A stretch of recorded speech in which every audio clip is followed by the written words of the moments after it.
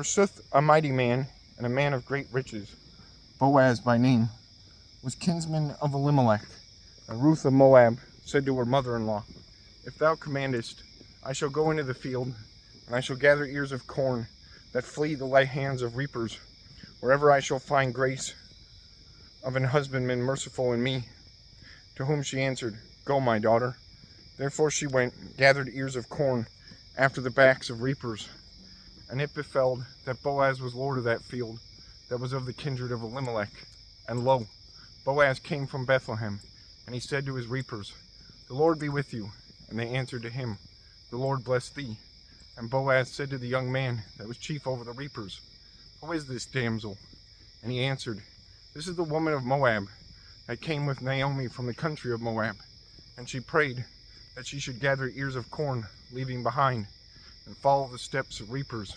And from the morrowtide till now she standeth in the field, and swiftly, neither at a moment she turned again home.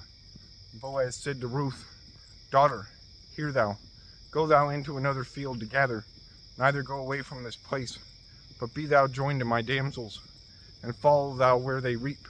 For I commanded to my young men, that no man may be diseaseful to thee.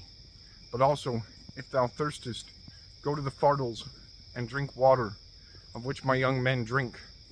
And she fell on her face, and worshipped, or honored the earth. And she said to him, Whereof is this to me, that I should find grace before thine eyes, that thou wouldest know me, a strange woman? To whom Boaz answered, All things be told to me, that thou hast done to thy mother-in-law, after the death of thine husband, and that thou hast forsaken thy father and thy mother, and the land that thou wert born in, and thou art come to a people that thou hast not known before. The Lord yield to thee for thy work, and receive thou full meed of the Lord God of Israel, to whom thou camest, and under whose wings thou fleddest. And she said, My Lord, I have found grace before thine eyes, and thou hast comforted me, and thou hast spoken to the heart of thine handmaid, which am not like one of thine handmaids. And Boaz said to her, When the hour of eating is come, come thou hither, and eat bread, and wet thy morsel in vinegar. Therefore she sat at the side of reapers, and he dressed her pottage, and she ate, and was filled.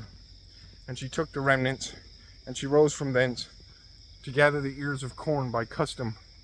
And Boaz commanded to his young men, and said, Also, if she will reap with you, forbid ye not her, and also cast ye forth to her handfuls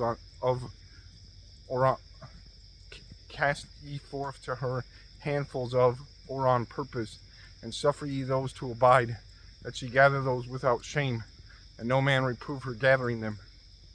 Therefore she gathered in the field till to eventide, and she beat with a rod, and shook out those things that she gathered. And she found of barley as the measure of ephah,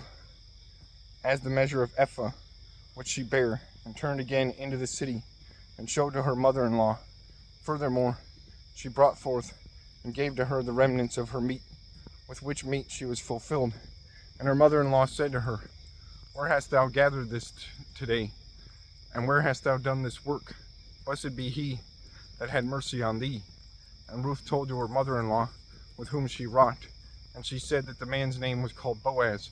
To whom Naomi answered, Blessed be he of the Lord, for he kept also to dead men the same grace which he gave to the quick.